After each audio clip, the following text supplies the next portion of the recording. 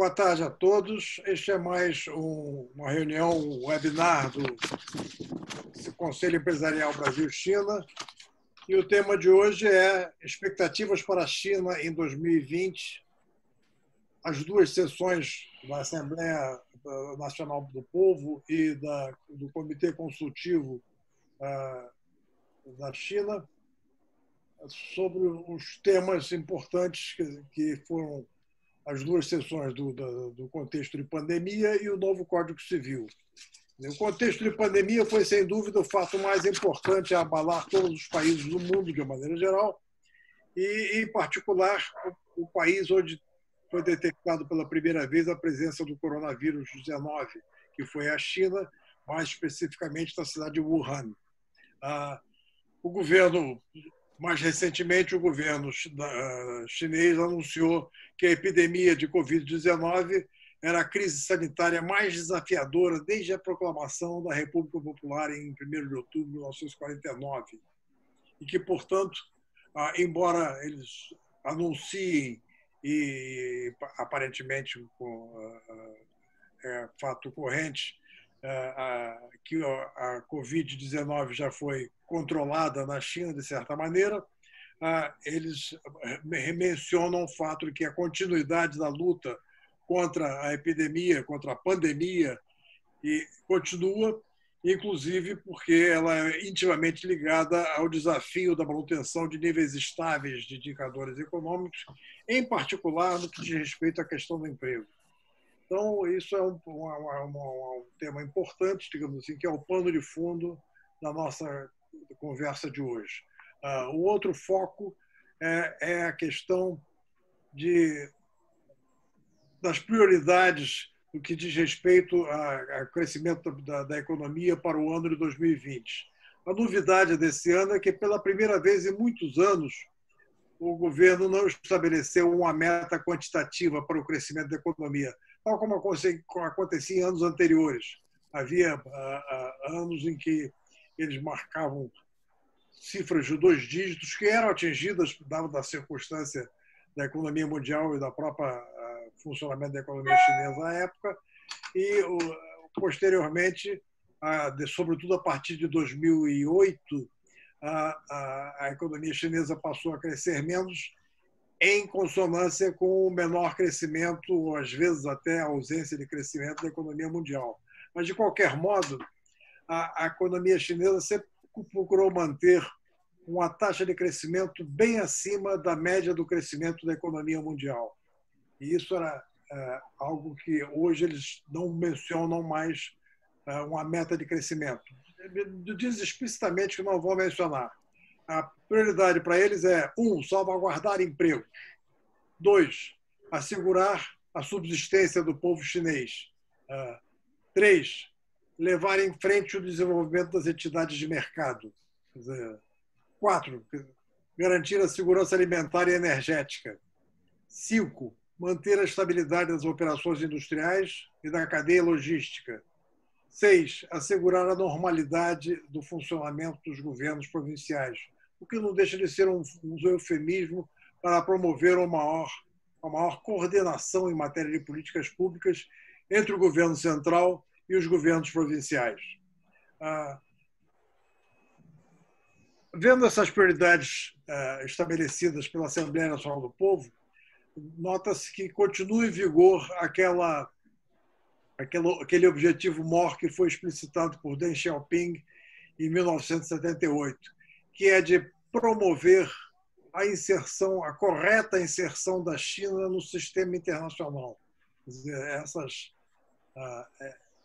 essas prioridades que eu acabei de anunciar são compatíveis, digamos assim, com o movimento da China de se abrir para o resto do mundo, de procurar se integrar não apenas na economia mundial, mas também no sistema internacional, isso é entendido como algo mais abrangente, além dos aspectos econômicos e sociais, inclusive dos aspectos políticos.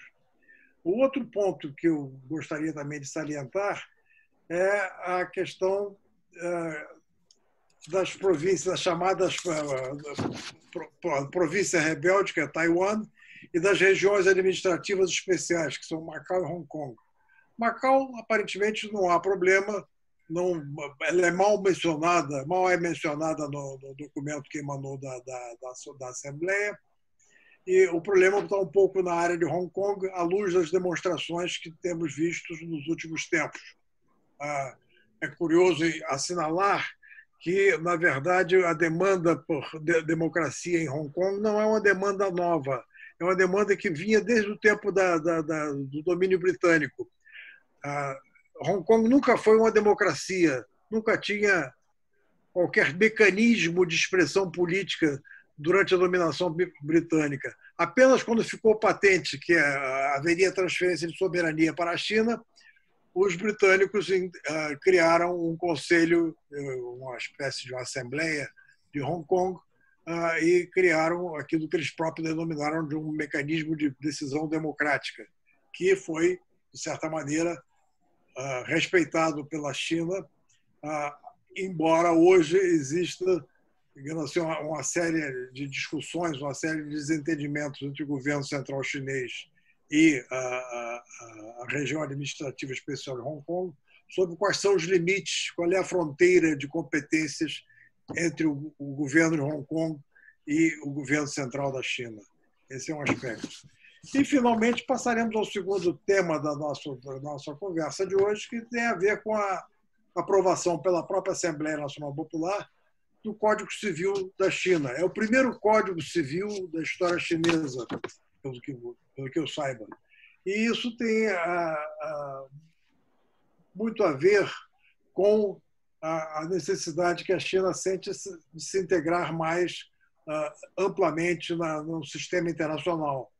Na verdade, a própria tradição asiática é desenvolver as atividades e, de acordo com o desenvolvimento das atividades, desenvolver as regras para assegurar a continuidade dessas atividades. No Ocidente, a tradição é fazer primeiro as regras e depois fazer as atividades que serão submetidas às regras. Pois bem, a minha impressão, e isso é mera impressão pessoal, é que essa mudança sutil de posição por parte das autoridades chinesas tem a ver com o fato de que a explicitação prévia das regras do jogo pode facilitar uma maior integração, sobretudo da economia chinesa, com as outras economias do Ocidente e do restante do mundo. Mas isso aí nós veremos nas palavras experientes do Túlio Cariello e do professor Evandro Carvalho, da Faculdade de Direito da Fundação Getúlio Vargas. Bom, eu passo a palavra inicialmente ao Túlio para a sua apresentação. Obrigado, embaixador, pela introdução ao tema. Agradeço também ao Evandro por estar participando do nosso evento, né? Realmente, eu acho que Evandro é uma pessoa que tem bastante experiência, não só com China, como na área de direito, né, jurídica de forma geral, então certamente vai trazer muita coisa interessante para a gente aqui, né? Eu, particularmente, vou falar mais sobre as duas sessões num contexto mais abrangente, né, para a gente entender um pouco o que é, de fato, né, do que são essas reuniões, né?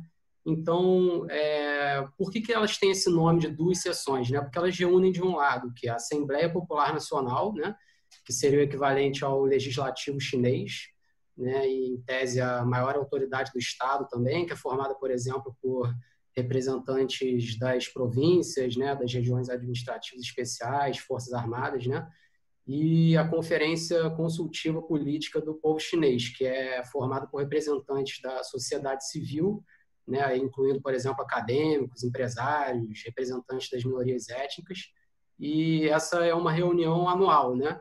Ela acontece quase sempre em março, né? Geralmente ela tem um calendário bem fechadinho, assim, e o objetivo geral desses encontros é justamente fazer, né, publicar um balanço sobre o plano de trabalho do governo no ano anterior e apresentar também um plano de trabalho para o ano corrente, né?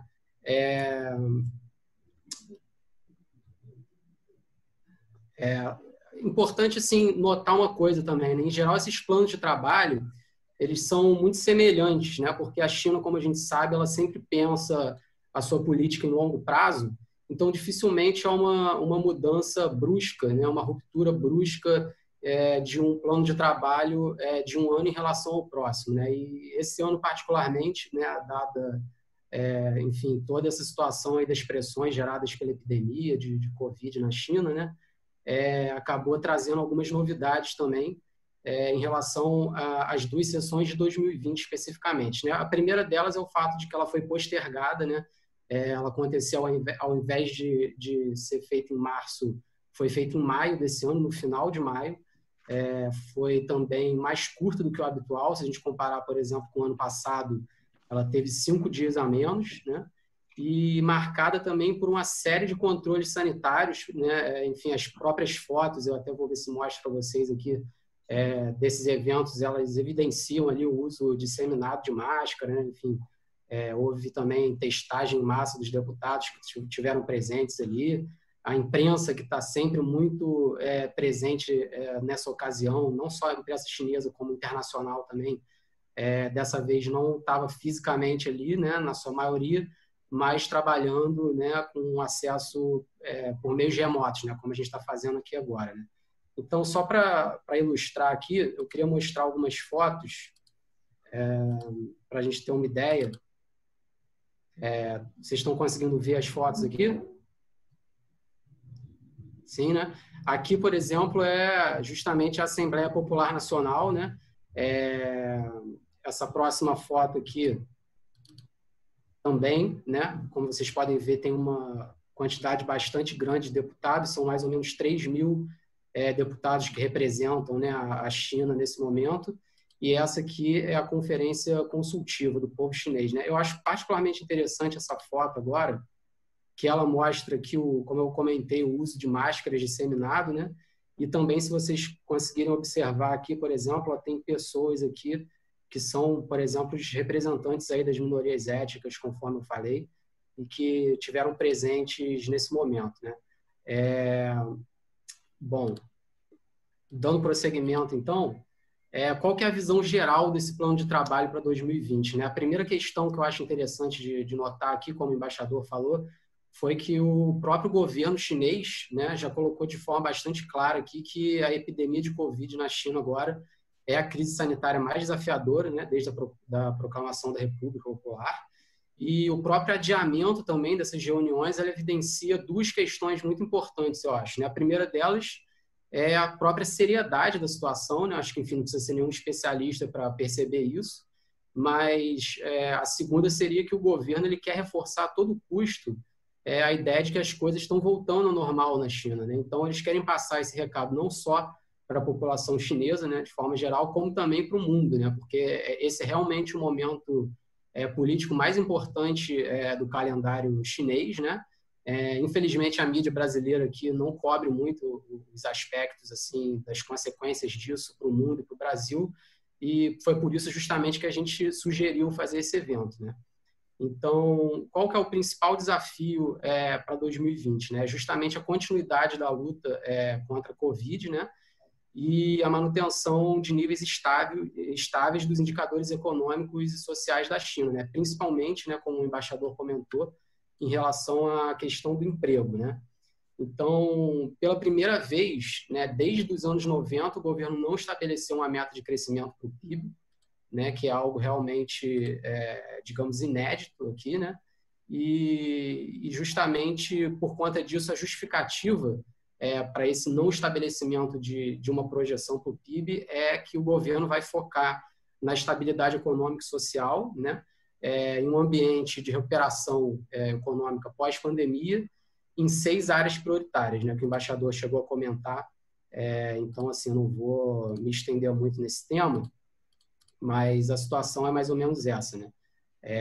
Eu estou compartilhando agora aqui também uma tabela com vocês, deixa eu botar aqui ela maior, que, enfim, elenca aí quais são essas prioridades, né? Eu não vou ler tudo de novo aqui, mas eu acho interessante notar uma coisa muito peculiar aqui nesse ano, é que comparando com as últimas Assembleias Populares Nacionais, né, as expectativas, né, as projeções do governo para esse ano, elas são muito menos auspiciosas, assim, né? Os números são mais tímidos, né, se a gente for comparar com os anos anteriores, né?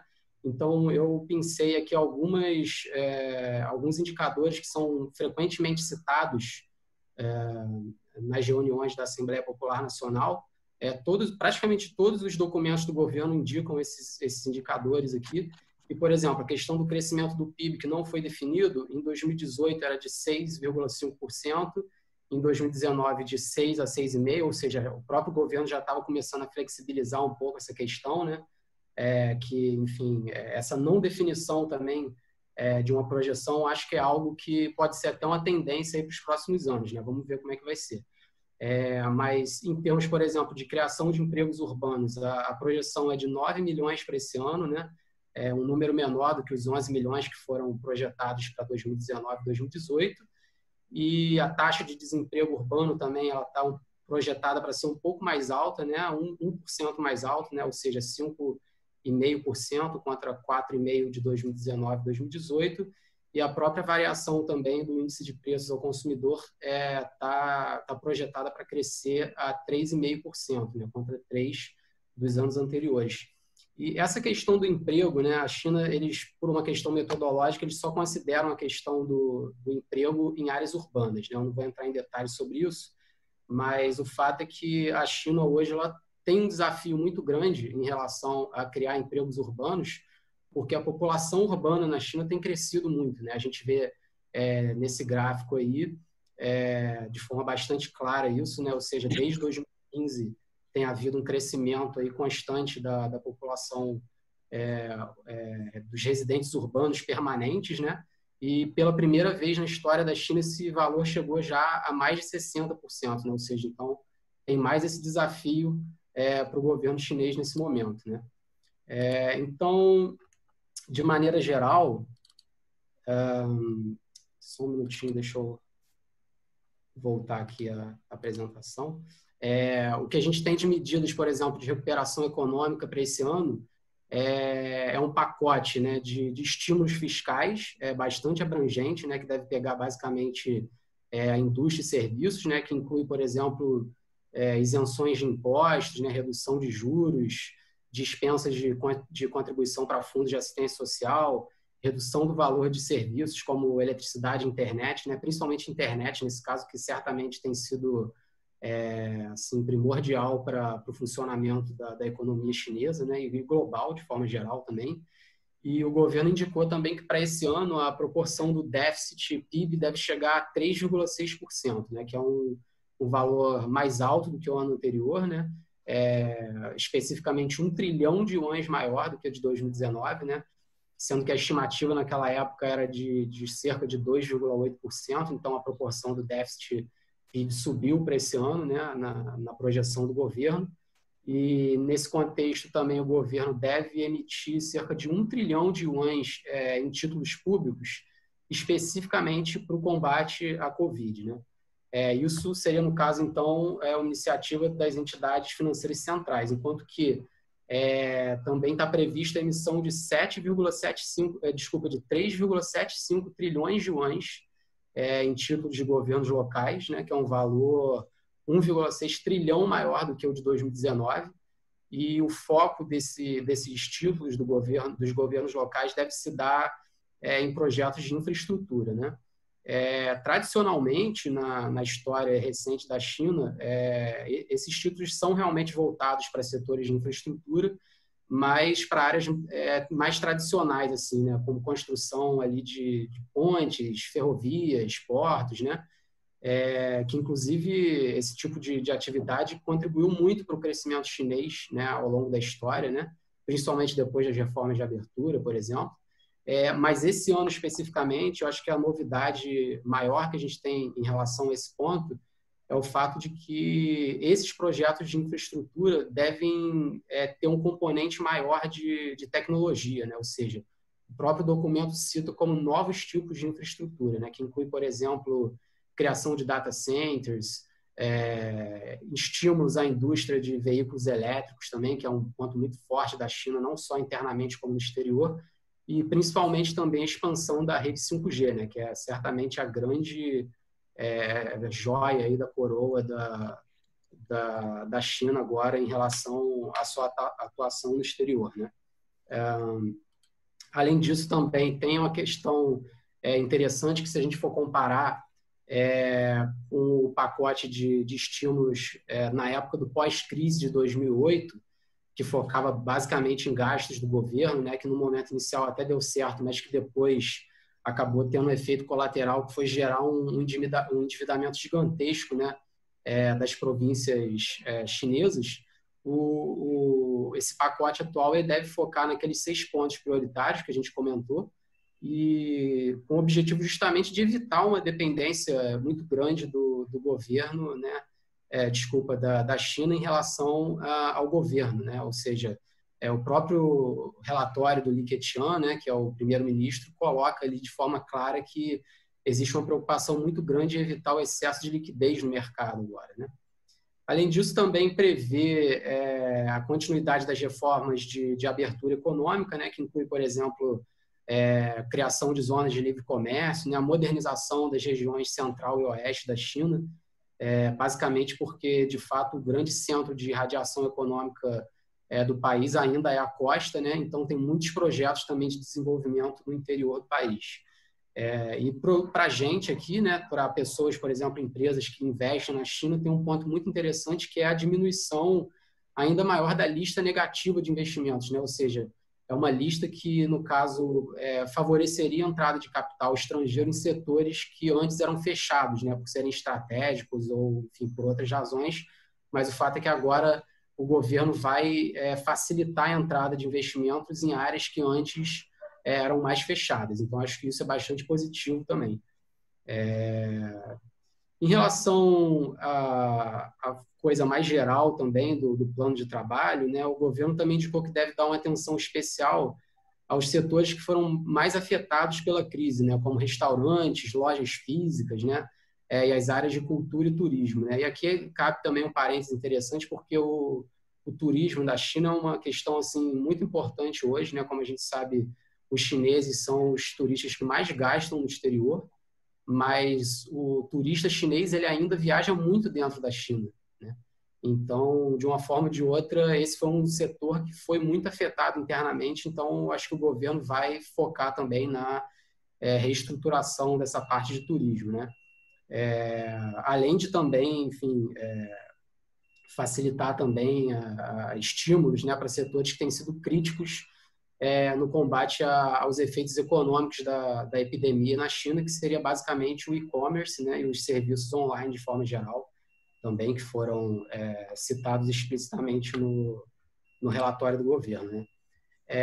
Além disso, também tem uma preocupação com a eliminação da pobreza, né, que, enfim, não é uma novidade do plano atual, é uma questão que tem corrido já nos últimos planos aí há mais de década, né, com foco específico também em áreas rurais, né, ou seja, que é onde realmente a pobreza ali na China é mais complicada, né.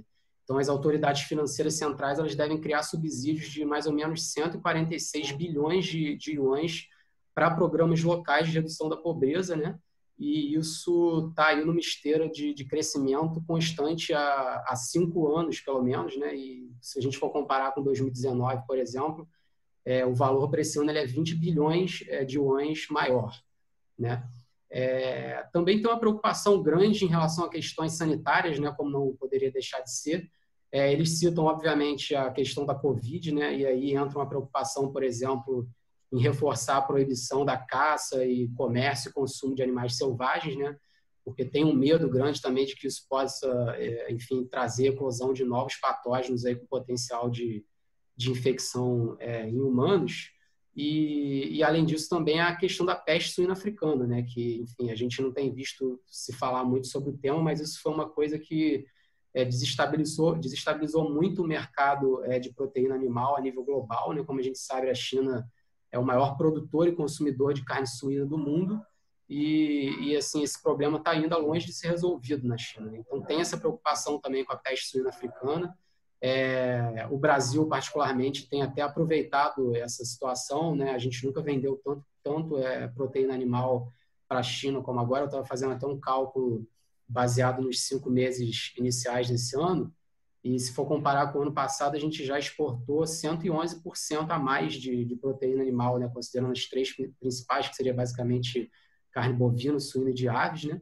E então eu acho que realmente essa é uma preocupação muito grande do governo e que o Brasil também tem que ficar de olho justamente pela questão da complementariedade econômica que a gente tem nessa área, né? Então, isso é mais ou menos um quadro geral da questão mais econômica, né? Mas eu acho interessante a gente focar também na questão da agenda política, que reforçou, por exemplo, a centralidade do presidente Xi Jinping, né? Nesse momento, especificamente, o foco, na verdade, ele fica muito mais sobre o primeiro-ministro do que sobre o presidente, porque quem, de fato, apresenta o plano de trabalho é tradicionalmente o primeiro-ministro, então isso tudo recai mais sobre o Li Keqiang do que sobre o Xi Jinping. Mas o fato é que, pelo menos nominalmente, há um reforço à centralidade do Xi Jinping, né? Eu, particularmente, usei o plano de trabalho na versão em inglês, que tem 25 páginas, e tem 13 citações diretas ao Xi Jinping, o nome dele, no caso, né?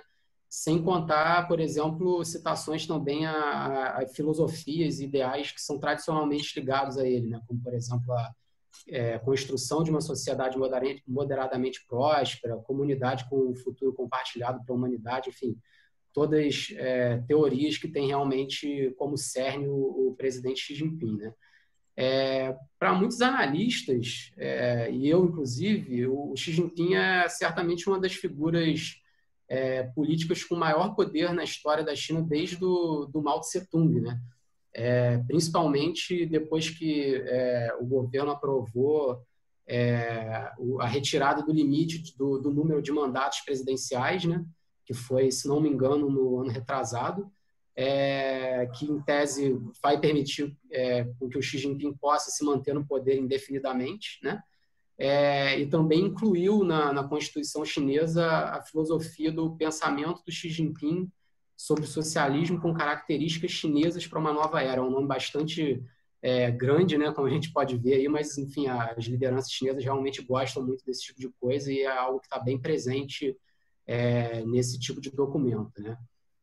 Mas, enfim, apesar disso, eu acho que também nem tudo são flores nesse cenário, porque mesmo a China sendo um regime de partido único, né, na verdade tem outros partidos também, né, eu acho que são 8 partidos além do Partido Comunista, mas, de fato, quem realmente tem ali o poder de implementar e decidir é o Partido Comunista, né? Mas é o maior partido político do mundo e, naturalmente, existem divergências, né, e linhas de pensamento distintas dentro do partido.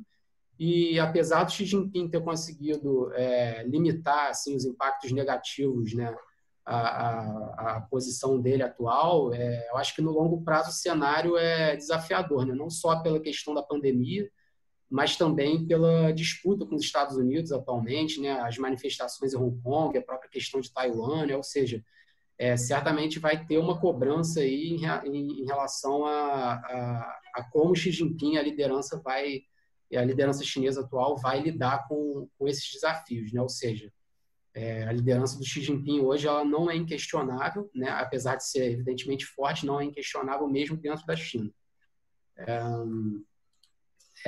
Em relação à política externa também, que é outro tema que eu tenho um interesse particular, as duas sessões elas não costumam tratar muito desse tema, porque, em geral, elas focam mais na questão doméstica, né? Mas, eventualmente, eles citam algumas posições do partido em relação a isso. Então, temos algumas pistas aí sobre o que o governo deve implementar em relação a isso, né? Por exemplo, no documento fica claro, por exemplo, a questão da defesa do governo chinês ao multilateralismo, as reformas da Organização Mundial do Comércio, né?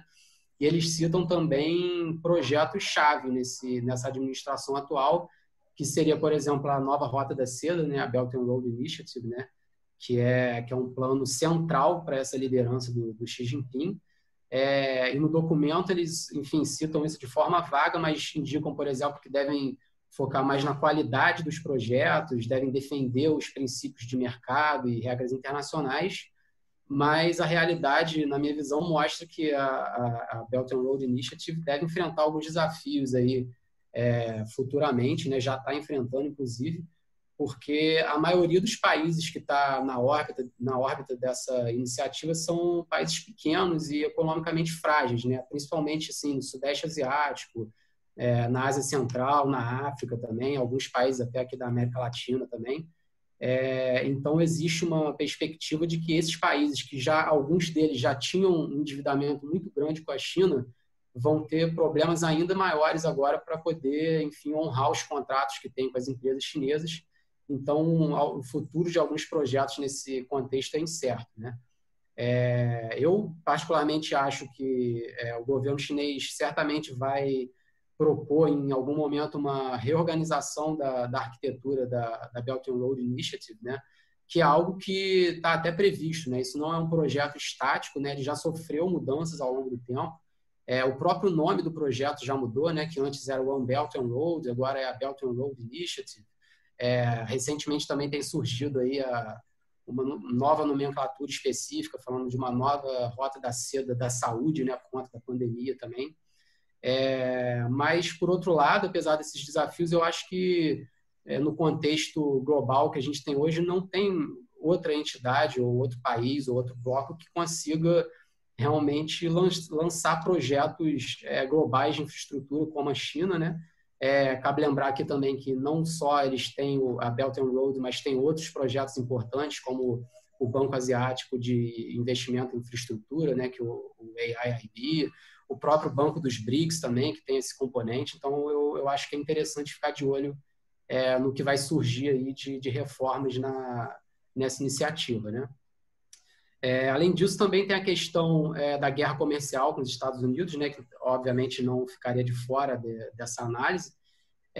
O plano particularmente indicou, enfim, interesse ali de forma vaga do governo chinês em seguir com as negociações da fase 1 do acordo comercial, mas eu acho que dificilmente vai sair alguma coisa assim, pelo menos no curto prazo, em relação a isso, porque não só tem as questões comerciais, que, enfim, são um incômodo gigantesco para os Estados Unidos, devido ao déficit comercial gigantesco que eles têm com a China, mas também por conta da escalada de tensões que tem ocorrido entre os dois países, né, principalmente no final do ano passado, para cá, né? Por exemplo, com aquele discurso chinês dos Estados Unidos que tenta culpar a China pela pandemia, né, que infelizmente tem encontrado reverberação em outros países, aqui no Brasil, inclusive, né?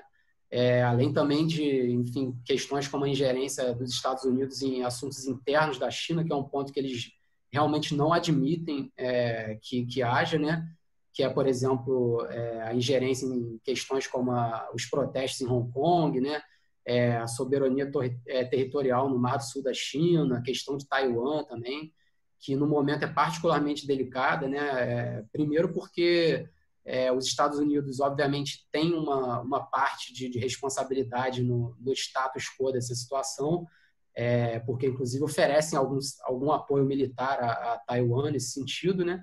E, então, no plano de trabalho do governo chinês para esse ano, Taiwan, na verdade, foi até bem explorado e, diferente do plano do ano passado, eles excluíram a palavra reunificação, tiraram essa palavra pacífica. Não sei se isso quer dizer realmente algo assim que possa ser preocupante, mas eu acho que é interessante observar esse detalhe também, porque a tensão ali tem crescido cada vez mais, né? Sem contar também que essa própria guerra comercial entre Estados Unidos e China já deixou de ser uma guerra comercial há bastante tempo, né? Ela tem um componente muito forte em relação à supremacia tecnológica, né? A presença geopolítica da China também, que tem crescido muito nos últimos anos. E, enfim, acho que era mais ou menos isso que eu queria expor aqui. E eu passo agora a palavra para o Evandro, que certamente vai trazer um conteúdo bem interessante para a gente aí sobre essas questões aí da Lei de Segurança Nacional e do novo Código Civil na China. Evandro? Bom, Túlio, muito obrigado pela oportunidade. Agradeço ao embaixador Castro Neves, a você, Túlio, a Denise, aí, que também está responsável aí pelo behind the scene na organização desse seminário. A todos aí que estão nos acompanhando nessa sexta-feira, Dia dos Namorados. E para quem... Mas é um tema interessante esse, né? sobre a aprovação do novo Código Civil e também essa questão, debate jurídico por detrás da questão de Hong Kong. Eu tenho me empenhado muito, né, em estudar esse desenvolvimento, por assim dizer, do sistema de justiça e do sistema jurídico chinês lado a lado com o desenvolvimento da cultura jurídica, porque são três dimensões diferentes, né? A evolução do direito escrito, a evolução das estruturas institucionais, o sistema de justiça como um todo, e a terceira dimensão é como isso repercute na sociedade, como a sociedade também transforma tanto o direito escrito como também as instituições jurídicas chinesas.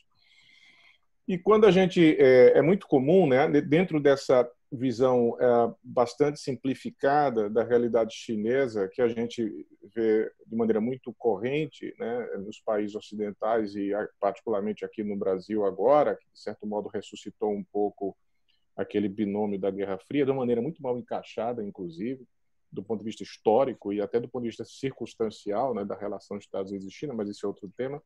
O que há na China na minha hipótese, né, um processo de juridificação cada vez maior, que tem raízes históricas, aí, com alguns interstícios aí de um certo vazio jurídico, né, que talvez a gente não vai ter muito tempo para explorar isso, mas isso é mais voltado para o período de 49 até a morte do próprio Mao Zedong, né, em 76. Mas, primeiro, vou fazer aqui um relato bem breve do momento da gestão do Xi Jinping, e depois eu dou um salto para trás e depois outro para frente. Né? Então, começo com o presente, volto um pouco para o passado para explicar o trajeto do Código Civil e depois eu me lanço um pouco, o olhar para o futuro. Né? Então, nesse período da gestão do Xi Jinping, a gente tem um contexto que é o seguinte, né?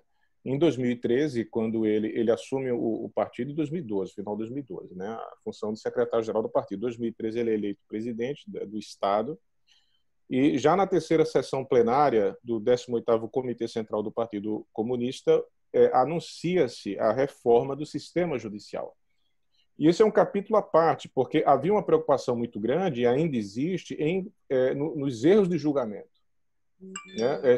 Se a gente vai analisar a cultura jurídica no passado, nas vilas, nas cidades pequenas chinesas, e tem aquele livro muito interessante do professor He Jiahong, que a gente publicou pela FGV Direito Rio, né? Onde ele estuda os casos dos anos 80, né, de erros de julgamento na China. E a gente vê que o processo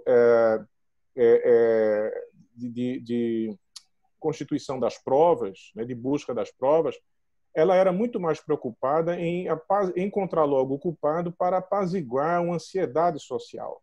Então, não se garantia tanto os direitos do réu. Estou falando aqui do direito penal, que não é o nosso foco, né?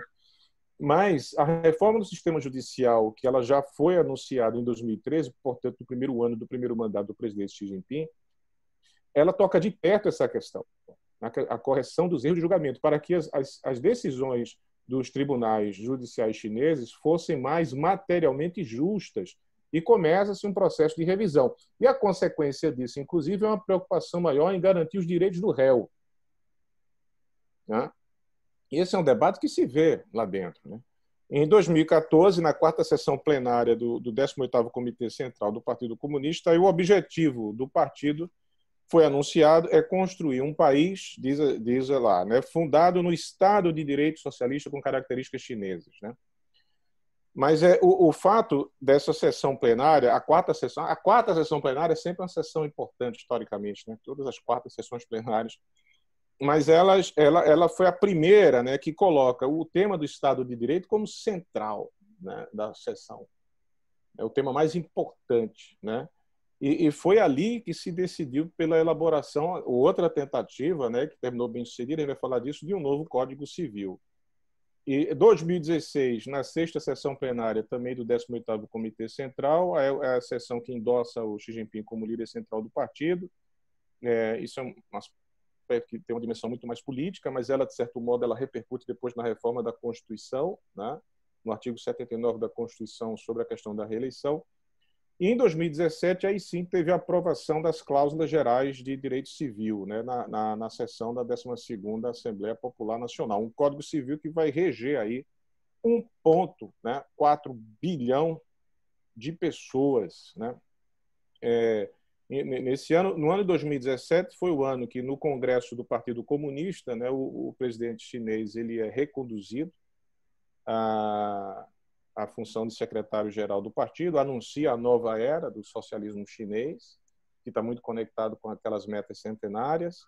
E em 2018 há, de fato, a reforma da Constituição, com uma série de elementos que já foi objeto de uma discussão nossa há 2 anos atrás, até a gente falou muito disso, mas que teve alteração da Constituição, né, do artigo que permitiria o presidente agora poder se candidatar em processos eletivos sucessivos, não era apenas uma única reeleição, que era assim que permitia a Constituição no passado, apenas uma única reeleição, né? Mas o fato é que dentro desse novo contexto há um cenário jurídico bem diferente daquele encontrado quando se inicia a política de reforma e abertura, né?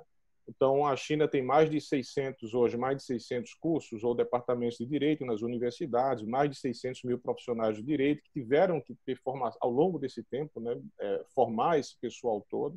Ao longo desse tempo, que eu digo é do tempo do início da política de reforma e abertura para cá. O processo de restabelecimento da estrutura jurídica institucional, tem mais de 200 mil juízes, né? Ele triplicaram o número de juízes em 30 anos, aumentou em 13 vezes o número de processos anualmente submetidos a cada um desses magistrados. Então, a sociedade ela está, de certo modo, também mais ativa, né? E você tem agora também um número muito maior de pessoas que estão tendo essa formação jurídica, né, para que a China possa dar esse passo. Agora, vamos olhar na perspectiva histórica e a gente vê que o tempo de desenvolvimento da China tem que ser olhado dentro do tempo chinês, que é um tempo que tem suas contradições. Do ponto de vista econômico, é muito veloz, né? Mas do ponto de vista de transformação social, no modo de pensar, na cultura, etc., tem sempre umas influências do passado, das tradições, do modo chinês. Isso também, de certo modo, pode estar presente na evolução da própria cultura jurídica chinesa, né? Aliás, uma das minhas curiosidades disso tudo é exatamente essa, né? Se o direito vai ter a mesma evolução rápida que teve a engenharia, né? Do ponto de vista de construção das cidades, etc., da tecnologia, né? E talvez, claro que o direito ele sempre acaba sendo reativo, né? Ele não, mas enfim, vocês entenderam, né? Mas olha, na história da China, a primeira proposta de um Código Civil ela foi pensada na dinastia Qin, né? A última dinastia Qin, né? A última dinastia, mas que chegou a entrar numa fase de elaboração, mas não chegou a vir a ser aprovado, que já era ali no final da própria dinastia, o início da República, as convulsões sociais.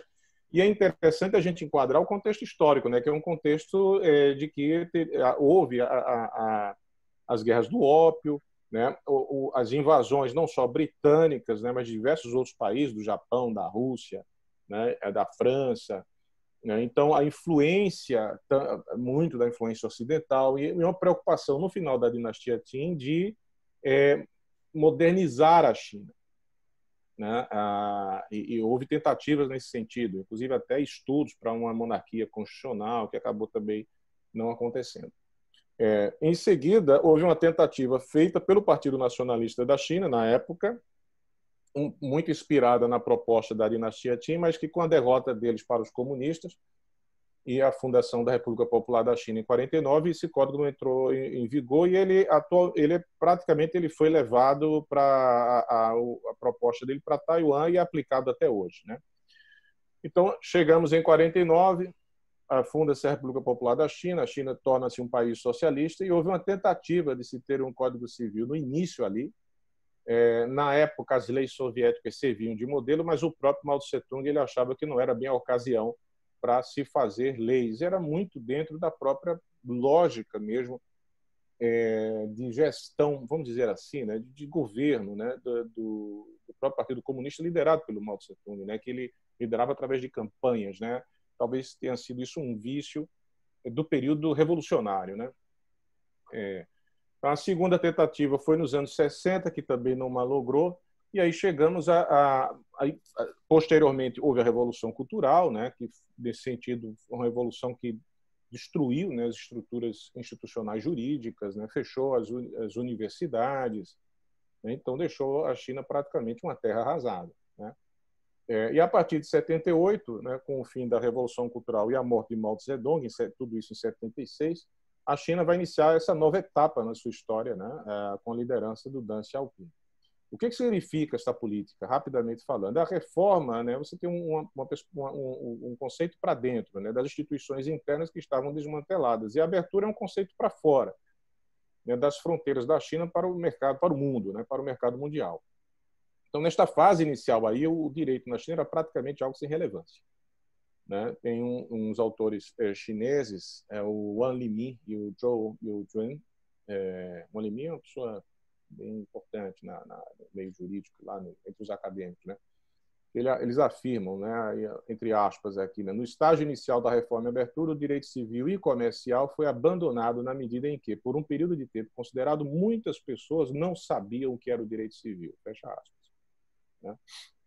Então, vamos ter depois uma terceira tentativa, já a China, né, nesse processo de abertura, né, econômica, de mudança de modelo econômico. Então, vai ter uma outra tentativa no final dos anos 90, 98 até 2001, 2002. O presidente do Comitê Permanente da Assembleia Popular Nacional, o Li Pan, ele tenta, mas também esse projeto não foi adiante por várias razões. A primeira delas acho que era uma inadequação, né? As leis civis existentes, porque esse é um ponto também, né? Outras leis foram sendo criadas nesse processo, entendeu? De 80, sobretudo da década de 80 para cá. Mas essas leis civis, elas regulamentavam relações passadas, né? Mas a China, eu digo antes mesmo daquela ideia, né? Antes da China socialista, mas ela se torna um país socialista, né? E todas as atividades econômicas eram planificadas pelo Estado. Toda a propriedade pertencia ao Estado, né?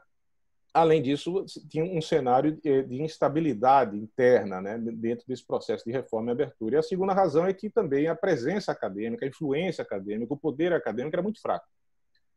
No período da Revolução Cultural, como eu já falei, né, praticamente as faculdades foram fechadas, muitos professores de direito perderam as suas funções, não se formava, né, acadêmicos nem juristas por um bom tempo, né?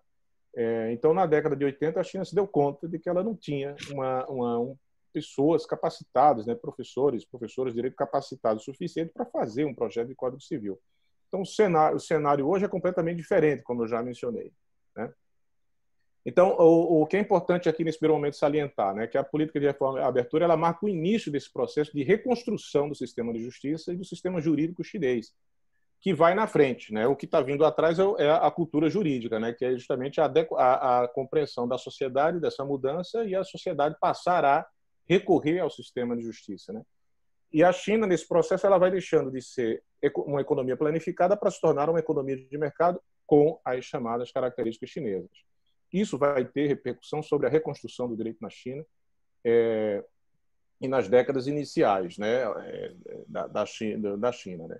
E é interessante notar que nessas décadas iniciais o grande debate, né, eu digo aí no início da política de reforma e abertura, o grande debate era conceitual, para distinguir quais eram as fronteiras do direito civil e as fronteiras do direito econômico.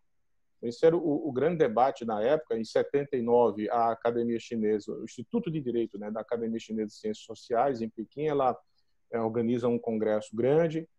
E essa discussão ela perdura até 1986, que é quando se promulga as cláusulas comuns do direito civil. Eu estou usando essa expressão, existem várias traduções.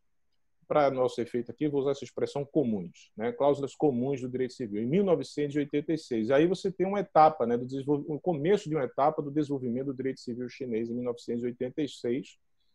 O artigo 2º dessa cláusula ela vai especificar os objetos, né, do direito civil, definindo claramente a demarcação entre o direito civil e o direito econômico, encerrando esse debate inicial. É interessante isso, né, porque você tem uma etapa, né, inicial, né, de discussão conceitual dos limites, onde o que seria direito civil, o que seria direito econômico, né, uma preocupação muito grande, né. Mas essas cláusulas comuns, elas tinham assimilado muito também das leis da União Soviética, né? Foram também influenciadas pelas leis soviéticas. Após a reforma e a abertura, aprovou-se muitas leis também para substituir ou mesmo suprimir leis antigas, mas tinha essa questão da influência, né, das leis soviéticas. Então, há uma combinação aí nova, né? Deixa de ser uma economia planificada e você tem um processo de desenvolvimento econômico com a política de reforma e abertura, desenvolvimento econômico exclusivo, mais uma economia socialista de mercado impulsionado pela política de reforma e abertura e a necessidade de o direito tentar acompanhar isso, mas que também precisava de profissionais para isso. 92 é um ano importante porque você tem um discurso lá do Deng Xiaoping em sua visita ao sul da China e ele marca, né, a decisão, né, de se ter um sistema de economia de mercado, impulsionando esse processo interno também, né? E em 2001 vamos ter a adesão da China ao OMC. E essa integração da China ao OMC vai ter uma repercussão extraordinária na formação de juristas na China. Então, esse é um elemento também importante. Então, eu vejo aí duas fases que precisam ser destacadas, né? Essa primeira fase que eu costumo, enfim, associar pelo momento, que é a fase... na primeira fase, a abertura influenciava mais a reforma, né, interna, ou seja, a China estava preocupada em atrair o capital externo, mas era esse processo de adaptação para o mundo que ele tentava ali desenvolver as suas legislações internas. Isso era um pouco a esperança, né, do Ocidente, de países como os Estados Unidos, né, que o processo de abertura influenciasse a China a ponto dela se transformar internamente, né? E uma segunda fase que se dá ao contrário, né? A reforma da China, ou seja, o seu desenvolvimento econômico, a sua confiança no seu modelo, é que começa cada vez mais a influenciar o processo de abertura, né? E essas duas fases, elas estão, de certo modo, ali associadas ao próprio processo de desenvolvimento do direito, né? Então, vamos lá. Nessa primeira fase, eu costumo colocar ela aí de dois momentos, né? Ela é de 78 até 2001, né? De 78, que é o início da política de reforma e abertura, temos um momento aí de 78 até 86, quando se aprova as cláusulas comuns de direito civil.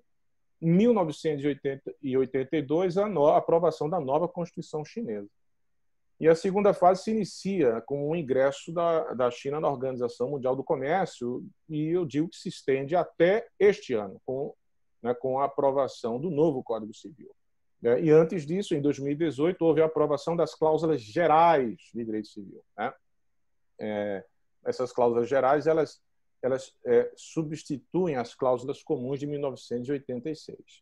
Então, e agora vamos, a partir do ano que vem, 1º de janeiro de 2021, quando o Código entrar em vigor, né, entrar numa outra fase, né? Então, esse Código Civil ele foi considerado, apelidado na China como uma enciclopédia sobre a vida social, uma constituição civil da sociedade moderna, né? E ela representa esse marco. É considerado também por os chineses uma espécie de marco também para a proteção dos direitos humanos e a promoção do Estado de Direito na China. E também um símbolo, né? E é curioso que um dos artigos que eu li, achei muito interessante, que um autor chinês, ele se refere, olha só, ao Código Civil francês de 1804, né, que teria incorporado um legado da era napoleônica, fala do Código Civil alemão de 1896, que teria surgido do desejo de uma lei verdadeiramente nacional, que substituísse, né, os costumes e códigos dos vários territórios alemães, e menciona o Código Civil japonês de 1898, né, que teria sido resultado de vários movimentos de modernização após a restauração Meiji. Então, é curioso porque, de certo modo, esse autor está fazendo um paralelo como um ponto de virada na história da China, mas em 2020. Né? Então, por isso que eu falei no começo, o tempo da China é outro. Né? É bem diferente, né? Diferente dessa ansiedade, né, do Ocidente, né, de resolver tudo em 140 caracteres e na mesma hora, né? Então, a promulgação desse Código Civil ele tornou-se já é um projeto que vem desde a dinastia Qin, né? Mas ele consegue, né, se realizar agora, né, no governo do presidente Xi Jinping. Então, esse é um ponto interessante. E vale salientar também o seguinte, que no ano passado, no final do ano passado, quando foi apresentado o projeto de Código Civil, abriu-se para as opiniões públicas, né? O rascunho, o projeto do Código Civil, ele foi publicado online para solicitar opiniões públicas. Segundo os registros deles lá, houve 114 mil conselhos e sugestões. Depois, o Comitê de Constituição e Direito da Assembleia Popular Nacional é que realizou uma conferência para finalizar o esboço, e depois esse esboço foi encaminhado para a sessão da Assembleia Popular Nacional. Isso é interessante porque não é que a Assembleia Popular Nacional da China, só um parêntese, né? Não é que ela só funciona agora nas sessões, o Túlio sabe disso, o embaixador Castro Neves também, mas para alguém que estiver nos assistindo não saiba disso, depois o que acontece é que você tem um comitê permanente, né, que ele funciona ao longo do ano, e vários comitês que continuam fazendo o trabalho legislativo, né, e também de acompanhamento da aplicação das leis. É o Comitê de Constituição e Direito. Nós temos aqui no Brasil a Comissão de Constituição e Justiça, né? Por exemplo, é um paralelo. E esse Código Civil ele contém 7 livros, né? E trata um livro das disposições gerais, um livro sobre propriedade, um livro sobre contrato, um livro sobre direitos da personalidade, casamento e família, sucessão, responsabilidade civil e disposições, e um outro capítulo sobre disposições suplementares. Então, ele tem um total de 1.260 artigos, seria a legislação mais extensa, né? Da China, né? Também a única legislação, como bem disse o embaixador, oficialmente chamada de código, né? Então, de fato, é o primeiro código da história da China, né? É um evento histórico, né? Sem sombra de dúvida. E aí eu queria salientar só 2 pontos sobre o Código Civil para passar do tema do Hong Kong para a gente não se estender muito. Que eu acho que é interessante, eu vou tentar ser breve, que é o seguinte: tem uma série de temas nesse Código Civil que foram objeto de controvérsia, mas olha, uma quantidade imensa, né? É difícil. Eu estava nas minhas pesquisas, assim, tem de tudo, até discussões sobre responsabilidade de casos de força maior, sobre pagamento de frete de produto. É um negócio extenso. Agora, 2 pontos eu queria sublinhar. Que um tem a ver com a China, vamos dizer assim, a cultura da China, a tradição da China, a questão da família, né? Então, é muito interessante acompanhar como está sendo esse processo de transformação jurídica, acompanhando as transformações sociais na questão de família, que é um tema que todos nós estudamos China e sabemos que é muito caro, né, a todas as sociedades, em especial na China. E outra, a questão das empresas, né? Então, são 2 feixes diferentes, né? Porque um se conecta com o mundo, a questão das empresas, né? E o outro se conecta com, vamos dizer assim, com a China, né? E sua cultura, sua tradição. Então, esse código ele vai incorporar algumas revisões da lei de casamento, né, e família que já existiam, fazendo algumas mudanças significativas. E é uma resposta, e eu queria sublinhar isso, né, ao aumento das taxas de divórcio, dos divórcios na China, e à baixa natalidade, né? E agregada ao fato de uma sociedade que tem uma expectativa de vida maior.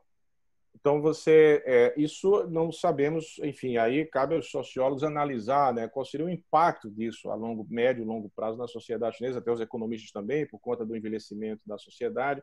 Mas vejam que mesmo eles tendo autorizado, né, a etnia Han ter 2 filhos, 90% da população, não está conseguindo fazer com que as pessoas, de fato, né, se animem a ter filhos e, assim, ter uma taxa de reposição que seja aceitável dentro do planejamento do Estado chinês. É muito provável que a China, daqui a pouco, libere, né? Porque hoje libere ter quantos filhos quiser, porque o que hoje serve de constrição à decisão de ter 2 filhos ou mais é a economia. É muito caro ter filho. Além disso, as mulheres estão no mercado de trabalho, elas querem ganhar dinheiro, elas têm os sonhos, elas querem viajar, elas querem ter a vida dela. Então, o que acaba também, portanto, os jovens, os meninos, acaba adiando um pouco os planos de casar, e quando ter filho, por conta do custo econômico, só vai ter um. Mas aí uma das discussões sobre o divórcio era criar um período de reflexão de 30 dias para os casais que estiverem determinados, né, a se divorciar. E isso porque, segundo as estatísticas do Ministério de Assuntos Civis, em 2019, cerca de 9,47 milhões de casais teriam formalizado a união, enquanto 4,15 se separaram, né? E esses dados seriam um divisor de águas, porque seria a primeira vez que o número de casais registrados estaria abaixo de 10 milhões. Né? A taxa de natalidade, como eu já mencionei também, caiu para um recorde desde 1961. E, como eu falei também, o aumento na parcela de mulheres que compõem a força de trabalho, a riqueza econômica, o aumento do custo na criação dos filhos. Então, a ideia de fazer esse período de espera é de reverter o divórcio. E aí eles se inspiraram, né, na lei americana, canadense, do Reino Unido. Constatar, na Coreia do Sul tem pesquisas que mostram que a taxa de desistência de divórcio tinha subido de 6% para 23% apenas 6 meses após o término do período, né? Quer dizer, as pessoas se divorciam, depois desistem do divórcio, querem retomar o relacionamento, né?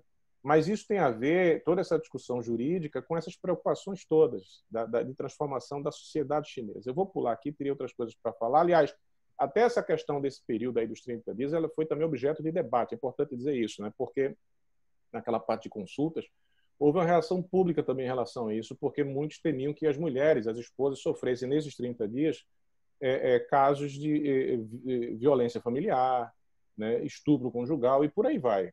Então veja como esse debate ele existe, ele está lá, está intenso, acontece, há uma preocupação dos juristas nessas questões também, né? E houve uma repercussão também sobre a idade legal para o casamento, era 22 anos de idade para o homem, 20 para as mulheres, só que os menores já se tornam adultos aos 18. Também foi objeto de muito debate. Então, tem uma série de implicações, a questão do direito dos avós de verem seus netos quando os pais se separam, né? Também foi objeto de discussão. Então, essa questão de família ela refletiu intensamente, né, na discussão do novo Código Civil. E sobre as empresas, aí vamos lá, vou tentar ser rápido, o fortalecimento da proteção dos direitos de propriedade, né? Mas o ponto central é o seguinte: a China, ela, sobretudo depois da pandemia, e o impacto na economia chinesa, ela vai precisar do setor privado para aumentar o investimento, para ajudar a reativar, né, revitalizar a economia afetada pela pandemia. Além disso, né, a preocupação de reduzir a possibilidade de interferências e abusos burocráticos que frequentemente atormentavam aí os empresários chineses, né? E já era uma preocupação dos empresários chineses, uma preocupação de longa data, né, entre os proprietários de empresas sobre essa proteção dos direitos, não só pessoais, mas também de propriedade. E é interessante isso porque há uma preocupação das empresas privadas, sobretudo aquelas que nasceram naquele período inicial ali efervescente, né, da política de reforma e abertura, porque aí tem depoimentos, pesquisas interessantes que mostram isso. Tem até um dos comerciantes entrevistados que ele fala assim: todas as empresas privadas têm seu pecado original, referindo-se às ações que teriam sido duvidosas por parte de alguns empresários nos primeiros anos da reforma e abertura da China. Como bem disse o embaixador, né, as leis são criadas após verificar um processo de ações, de políticas que são direcionadas pelo governo, mas sem ter ainda um arcabouço jurídico prévio, né? E depois o governo estuda se aquilo é bom, se não é. Então, aqueles que estão dentro da tendência correta, vamos dizer assim, se dão bem. Quem estava numa tendência que depois foi considerada errada ou ilegal, podem se dar mal lá na frente, né? Então, há uma preocupação muito grande em relação a isso. Acredita-se, né? O investimento do setor privado, inclusive na China, caiu muito, né, nesse ano. Ele caiu, pelos dados, 13% durante os primeiros 4 meses deste ano, né, por conta do coronavírus, em comparação ao declínio de 7% das empresas estatais. Então, os investimentos do setor privado caiu mais do que o investimento do setor público, né? E o governo, por isso, anunciou, né, que precisa apoiar essa economia privada inclusive, dentro dessa discussão empresarial, aí o Código Civil ele traz, esse é um debate também interessantíssimo, né, os tipos de pessoas jurídicas. Aí é uma tarefa difícil, né? Eu mesmo assim ainda estou tentando, né, entender as diferentes modalidades previstas no direito chinês de pessoa jurídica, né? Em regra geral, dividiria entre empresas comerciais e não comerciais, mas depois você tem empresas rurais, a situação das igrejas é um outro tipo jurídico, e aí vai, né? Mas isso está dentro daquele debate lá das divisões de direito civil e direito econômico, que isso avança bastante.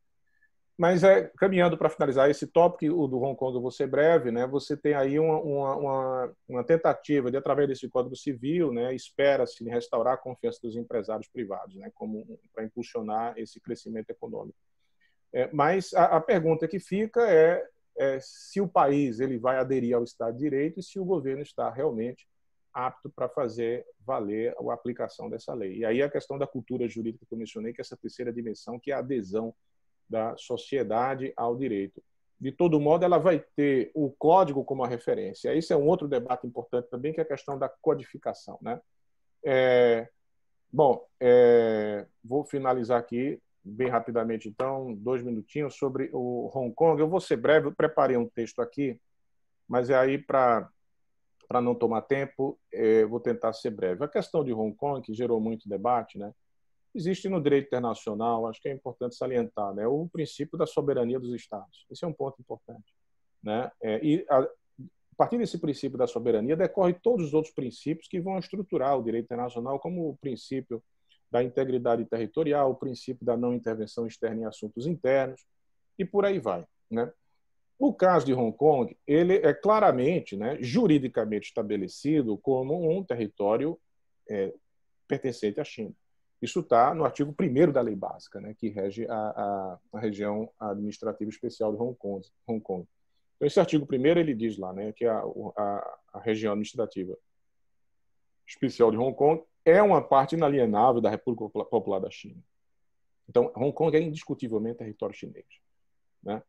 Aqui no Brasil nós temos nossa legislação, né, a questão da união indissolúvel, né, entre, né, a União, Estados Federados, município, né, qualquer movimento separatista aqui vai ter uma intervenção federal com uso, se for preciso, das Forças Armadas, e isso estará embasado na Constituição, né?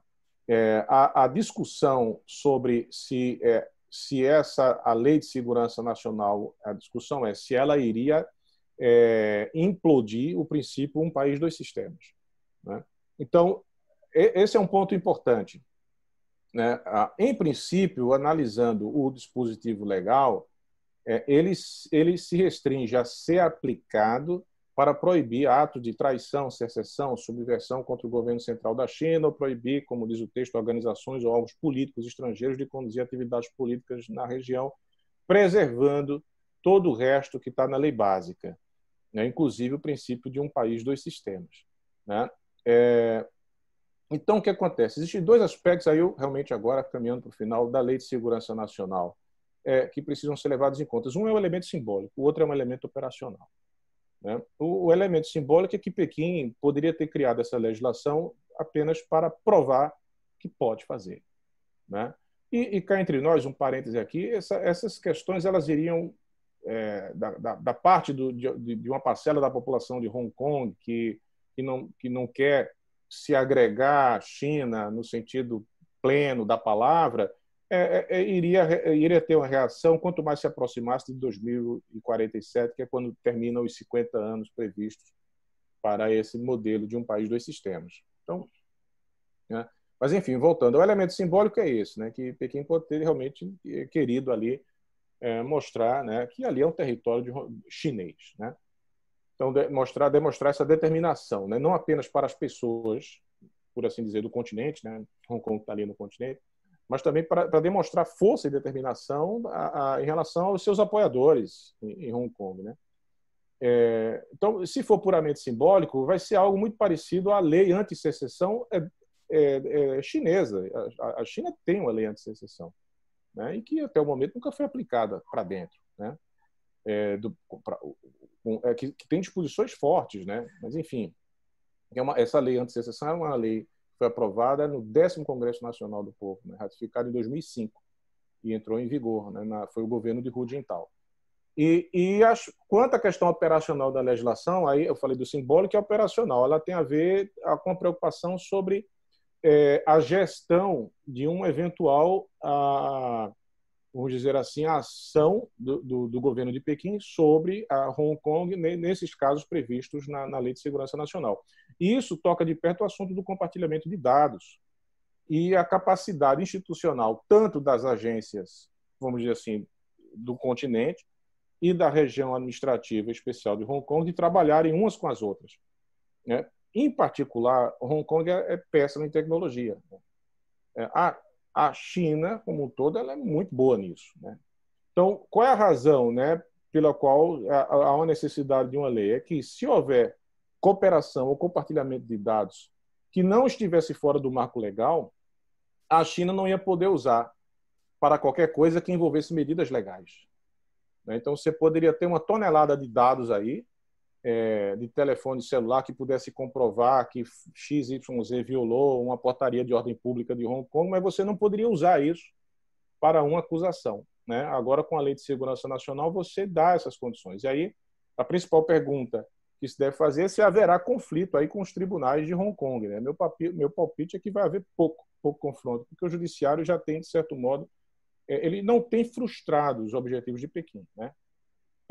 E como Pequim não tinha um entendimento legal, finalizando, né, um entendimento legal do sistema jurídico de Hong Kong, seria fácil para isso há alguns anos atrás, né, para o tribunal inventar algo tecnicamente difícil, né, para frustrar os objetivos jurídicos de Pequim.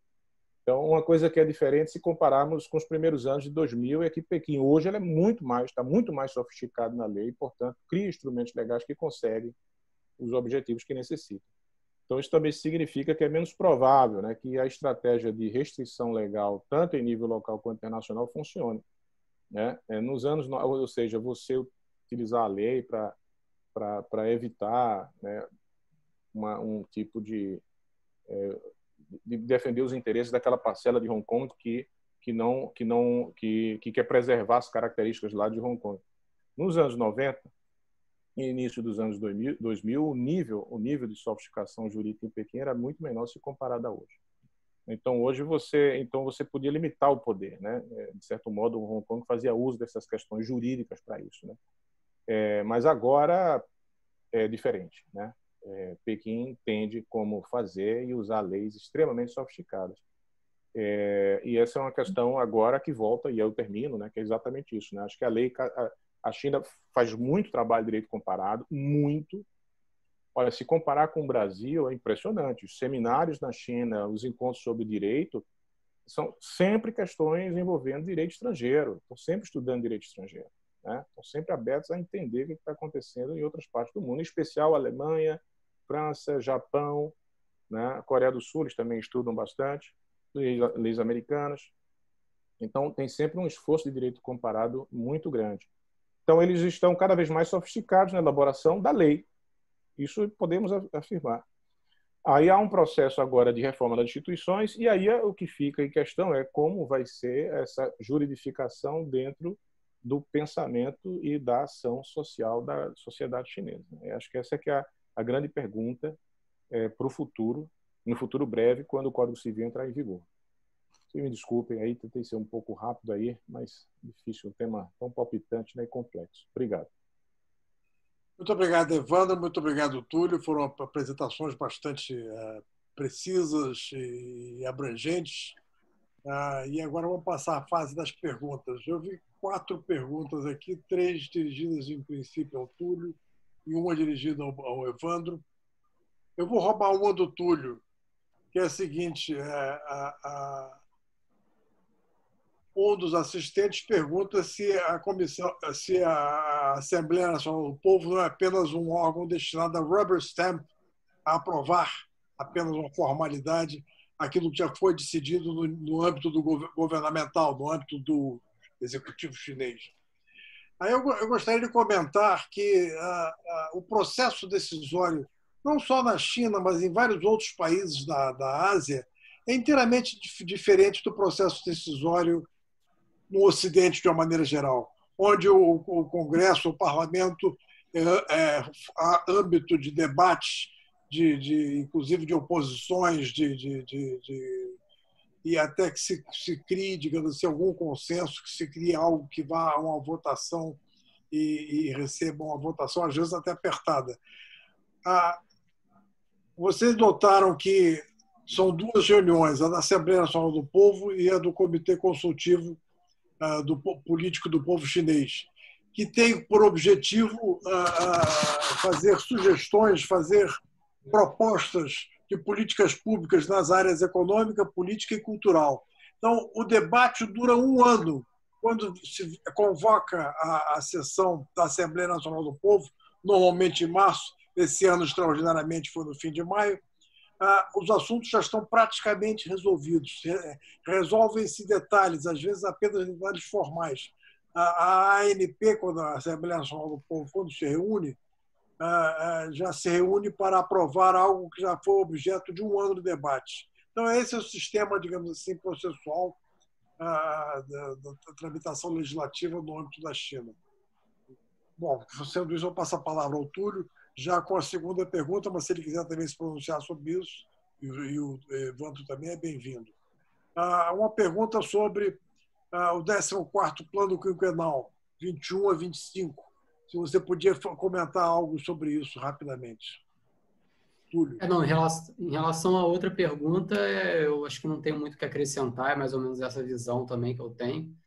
Em relação ao plano quinquenal, eu, na verdade, como está próximo já também, eu imagino que as duas sessões, mesmo nesse contexto atual, já indicam mais ou menos qual que vai ser o caminho, né? Porque, como eu falei, como a China sempre pensa a longo prazo, né? Tanto é que faz esse tipo de plano, geralmente não tem muita ruptura brusca assim, com o que já está sendo colocado no momento, né? Então, acho que o que vale a pena fazer é realmente acompanhar essas reuniões do partido, né, das duas sessões, principalmente o que é decidido no âmbito da Assembleia Popular Nacional, porque, de uma forma ou de outra, isso é o que determina também o que vai ter nesses planos aí de mais longo prazo, né? Porque esses são planos de mais longo prazo, enquanto que esses planos de trabalho da Assembleia Popular Nacional, eles se concentram realmente ali num espaço de tempo mais específico, né? Justamente para combater, por exemplo, problemas que surgem naquele momento em questão, como é o caso agora da pandemia, né? Agora, se isso vai, por exemplo, entrar nos próximos planos de longo prazo, eu já não saberia dizer. Eu imagino que sim, porque é óbvio que por exemplo, a recuperação pós-pandemia na China não vai ocorrer da noite para o dia, e muito menos no mundo, né? Acho que a China hoje tem muito mais instrumentos para se recuperar economicamente, socialmente, do que a grande maioria dos países, né? Principalmente os países em desenvolvimento, né? Como é o nosso caso aqui, por exemplo, que a gente sequer tem plano para o que vai ter amanhã, imagina daqui a 5, 10, 15 anos. Então, acho que é mais ou menos isso. Evandro, não sei se tem algum comentário. Ok, antes de passar a palavra ao Evandro, eu apenas farei uma menção a um comentário muito interessante que um dos assistentes fez, que a gente não pode continuar a ver, examinar a economia chinesa com a lente weberiana. Evidentemente está se referindo a Max Weber e a ética protestante e o espírito do capitalismo. É realmente uma observação muito interessante e que serve também para o comentário que eu fiz sobre a Assembleia Nacional do Povo. Evandro, a pergunta que é dirigida a você enfim, um comentário seu sobre a iniciativa, segundo quem faz a pergunta, dos Estados Unidos de judicializar a disputa com a China, particularmente no âmbito do coronavírus, do C-19. E em que medida isso afeta o Brasil ou pode vir a afetar o Brasil? Essa é uma pergunta ótima. Eu até publiquei um texto curto sobre isso, né? Mas ele está em inglês, eu posso até passar depois para vocês e para vocês encaminharem. Mas, olha, o que acontece? Existe, né, no direito internacional consolidado, né, o princípio da imunidade de jurisdição, que ela não é absoluta. Isso também é uma evolução recente, né? Então, o que significa em princípio, né? Um país ele não pode se submeter à jurisdição estatal de outro, né, no território desse outro país, né? Esse princípio da imunidade de jurisdição ele é relativizado em diversas situações, como, por exemplo, causas trabalhistas, né? Quando ocorrem determinados delitos com danos no território do país. Imaginem vocês aí um diplomata com carro oficial atropela, né, um diplomata aqui no Brasil, atropela um brasileiro, ele morre. Então, você tem uma série de situações que relativizam esse princípio da imunidade de jurisdição absoluta, né? Aí, bom, isso é uma questão. Aí algumas ações começaram a surgir nos Estados Unidos, né? Acho que começou Flórida, Missouri, tem Nevada, né? Essas ações elas têm como argumento o fato de que a Covid ela criou prejuízos econômicos e vai no rastro do discurso do presidente americano de culpar a China pela pandemia. Inclusive, algumas dessas ações, que eu cheguei a ter acesso a duas delas, as petições e li, usam, inclusive, a ilação de que teria sido feita por um laboratório, aquela coisa toda, né? Então, sem provar nada. Mas, ainda assim, fica um problema complicado para os Estados Unidos de usar a lei de imunidade estrangeira. Eles têm agora me esqueci, a Foreign Immunity Act, a lei deles, né? Porque ela tem os requisitos.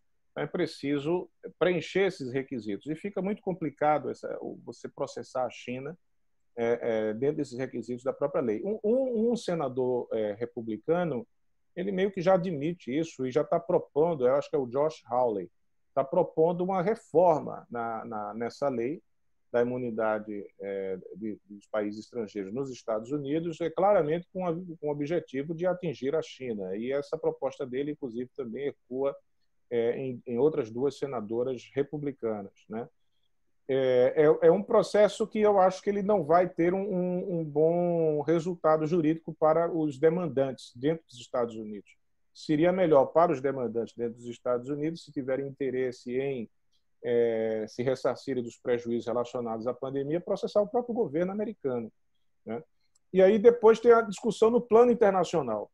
A discussão no plano internacional é você dizer que a China teria descumprido obrigações perante a Organização Mundial da Saúde.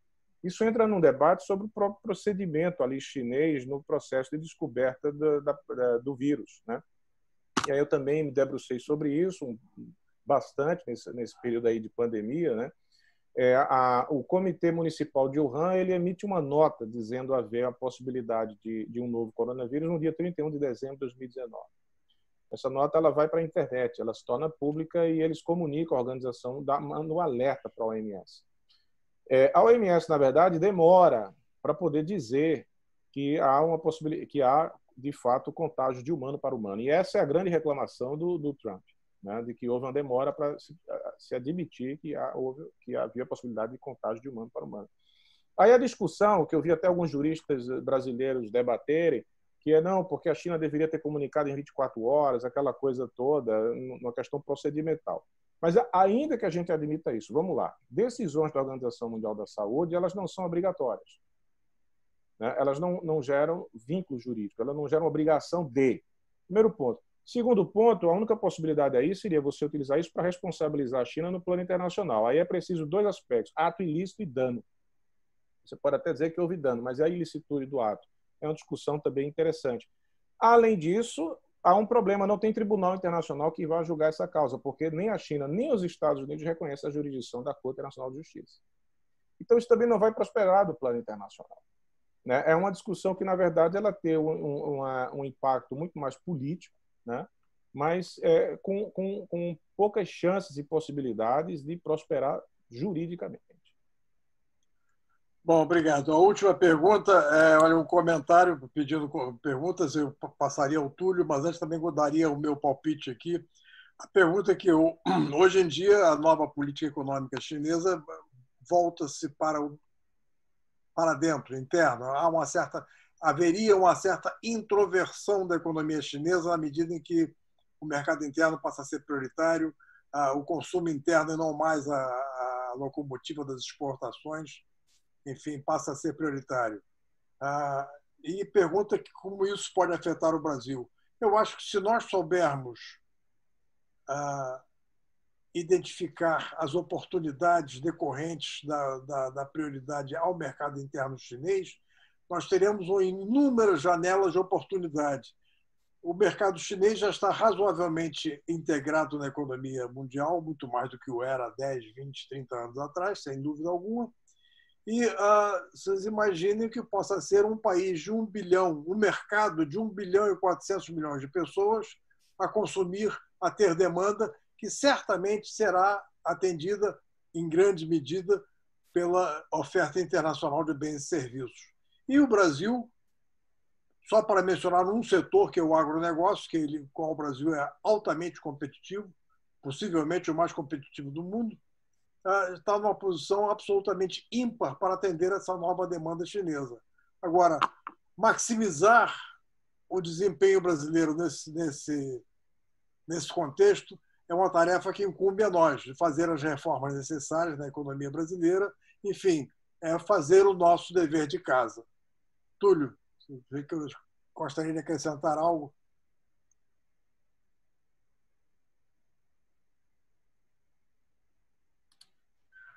Agora. Sim.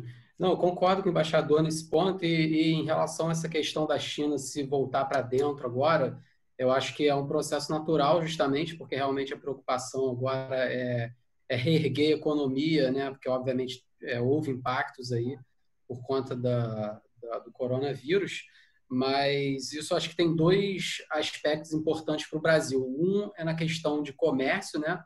Eu acho que a China, enfim, vai continuar demandando, por exemplo, esses produtos mesmo aí que o embaixador comentou, do agronegócio.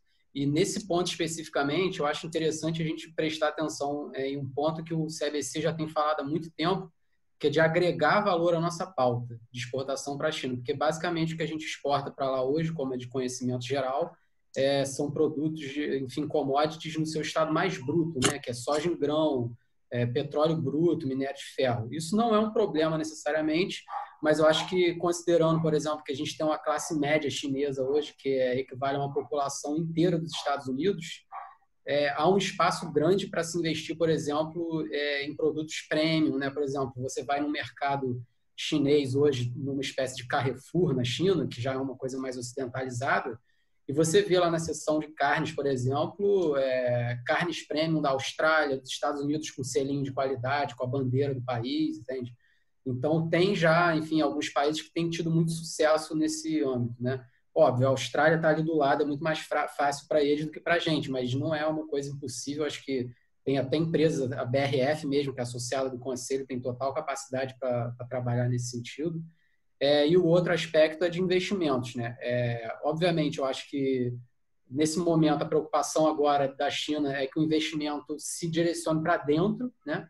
E não para fora necessariamente, que é algo que, na verdade, eles investiram muito no exterior nos últimos anos, mas a partir de 2017, 2018, particularmente, o próprio governo chinês começou a controlar mais a saída de capitais, né, para evitar investimentos irracionais e tal, que é como eles chamam isso.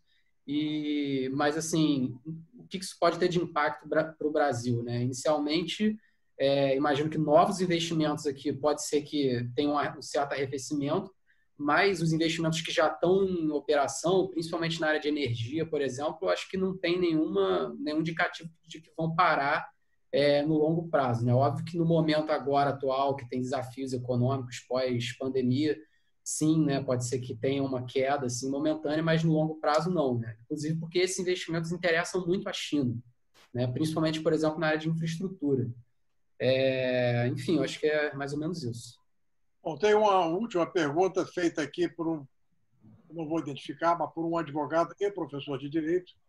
Ele pergunta o seguinte ao Evandro: em questões comerciais no Código Civil, há alguma diferença mais marcante, seja em direitos ou responsabilidades, vis-à-vis do Código Civil brasileiro? Algo muda no sistema judiciário com o Código Civil? Ele trata de direitos políticos? São essas, na verdade, 3 perguntinhas. Evandro. Aí houve uma mistura de assuntos. Eles têm dito o seguinte, que no artigo 3º, né, do Código Civil, eles consagram os que eles chamam de direitos individuais, e está lá escrito direito à igualdade, o direito, fala também, acho que é a democracia. Eu tenho aqui o artigo 3º, tem os princípios, né, dos direitos civis chineses que eles consideram como os direitos humanos na China, né? Então, isso aí inclusive, o debate entre os juristas era a posição desse artigo. É interessante, quando a gente analisa os debates, né, e vai como eles se deram, quem estuda a cultura chinesa percebe, né, que essas sutilezas, às vezes, transmitem muitas mensagens. Então, havia uma discussão de qual seria o lugar deste artigo dentro do Código Civil, né? Porque parece que no projeto, pré-projeto que anunciaram, ele era no artigo 9º, aí queriam puxar logo mais para frente, para poder deixar claro ali quais seriam esses princípios, né, de direito civil que garante, né, o direito do indivíduo na China. Então, eles veem isso, muitos têm repetido isso como um avanço importante, né, no direito chinês. E volto a lembrar, né, cada vez mais hoje você tem uma parcela importante de atores econômicos na China. E o próprio Estado chinês, ao lado do público, depende desses atores para a economia ela continuar crescendo. Então, o que acontece? Esse processo, ele é um processo que um alimenta o outro, né? Quer dizer, esses atores privados, eles têm uma preocupação muito grande em ter regras mais claras. Se a gente olhar, fiz essa anotação aqui, né? As áreas prioritárias, a gente analisar, que foi apresentada pelo Túlio, tudo remete a uma questão de previsibilidade das relações. Você fala, primeiro, o desenvolvimento de entidades de mercado, né, o papel do mercado. Mas, olha, segurança alimentar e energética. Previsibilidade, estabilidade e regras claras. Estabilidade das operações industriais. Estabilidade. Expressão ali. Ó. Normalidade do funcionamento dos governos provinciais. Então, cada vez mais, há uma demanda muito grande por regras claras, né? Agora, eu acho que aí é uma opinião pessoal, né? O chinês hoje, neste momento da história da vida chinesa, ele está muito mais preocupado por essas regras estáveis que permitam a ele o seu desenvolvimento econômico, familiar, social, etc. Acho que é isso hoje o que o chinês mais preza, o chinês comum ali, né? Não vejo o chinês preocupado em demandas de direitos políticos como aspecto essencial para ele se realizar como cidadão neste momento da vida dos chineses, né? Isso pode até vir a ser uma demanda futura, mas hoje claramente há uma preocupação deles terem regras mais claras para poder executar o seu projeto de vida associado ao desenvolvimento econômico, à aquisição de bens, né, de uma vida estável, etc. Isso também repercute também em obrigações do poder público. É porque eu entrei em detalhes aqui, essa questão, por exemplo, dos idosos, foi um tema também debate do Código Civil, e o Estado vai ser convocado a participar, né? É uma questão de você ter mais seguro, a questão do sistema de seguro, sistema de saúde, né? Em função de uma sociedade que está cada vez mais envelhecendo. Então, o ponto é, qual será o impacto dessa juridificação da sociedade chinesa no futuro, né? Em relação a outras demandas. Então, aí volto a dizer, a questão do tempo, né? E aí eu só finalizo com uma história. Quando eu estava na China, lá, como pesquisador na Universidade de Xangai de Finanças e Economia, teve uma aula que, para mim, esse fatozinho, né, eu digo assim, ele retrata bem o que eu quero dizer. Aí um professor lá, eu estava lá assistindo, né, sou um eterno estudante aí sobre China, e ele desenhou um quadrado assim no quadro. Ele disse assim, ó, quando eu estava, ele falou, né, nos Estados Unidos fazendo meu doutorado, eu acho que era no MIT, uma universidade dessas assim. Ele disse, quando eu cheguei lá, me disseram o seguinte, olha, quando você sair da universidade, você não sai pelo norte, nem pelo leste, nem pelo oeste, mas pelo sul, que é mais seguro. Aí depois ele olhou para a gente e fez assim, vocês têm esse tipo de preocupação aqui? E, de fato, ninguém tinha. É um país muito seguro, quem morou lá sabe disso, né? E aí ele completa, vocês são mais livres assim ou com restrição de local, sem poder sair de noite? Então, isso para mim refletiu o seguinte, que o que eles prezam mais é o direito de ir e vir, hoje, de poder viajar, de poder ir para o exterior, de poder conhecer mundos diferentes, além dessa questão econômica. E aí eu acho que esse é o grande desafio. Se o Código Civil permitir essa estabilidade jurídica e a credibilidade das instituições para a realização desse desenvolvimento econômico das famílias e das pessoas, né, terá atingido o seu objetivo, que era o objetivo que foi começado a ser discutido no início da reforma em abertura, né, com aquele debate sobre direito civil, direito econômico, aquela coisa toda. Agora, isso depois pode ter outros desdobramentos, né, daqui a 20 anos, daqui a 50 anos, daqui a 60 anos, que pode desembocar essa discussão aí sobre direito político, né? Eu acho que cada sociedade tem o seu time, né? E a gente aqui enfoca tanto isso, né, quando outros direitos econômicos e sociais estão completamente dilapidados, né? E aí cada país vai ter que ter a sua preocupação, né, em relação a isso aí. A China, com certeza, esse processo de juridificação ele vai ter uma série de consequências que a gente vai assistir ao longo desses anos, né? Bom, obrigado, Evandro, obrigado, Túlio, pela participação aqui, agradecemos muito. Agradeço também a Veiranda Advogados e a Fundação Getúlio Vargas, em particular a Escola de Direito, pelo apoio que deram à realização desse seminário, desse webinar. E aproveito para convocar ou convidar a todos a que participem no próximo dia 18 deste mês, às 15 horas, de um webinar sobre a internacionalização do renminbi e qual é a percepção das empresas brasileiras nas transações com a China. Terá a participação de Sérgio Quadros, que foi diretor do Banco do Brasil em Xangai, Marcos Caraburu de Paiva, que foi embaixador do Brasil na China, e Pedro Mariani, que é presidente do Banco Bocom BBM. Com isso, eu me despeço a todos, agradecendo mais uma vez o apoio e a participação desse evento. Muito obrigado. Obrigado a todos. Obrigado, pessoal. Obrigado também. Obrigado, embaixador Túlio. Obrigado, Denise. Tchau. Obrigado a todos. Tchau.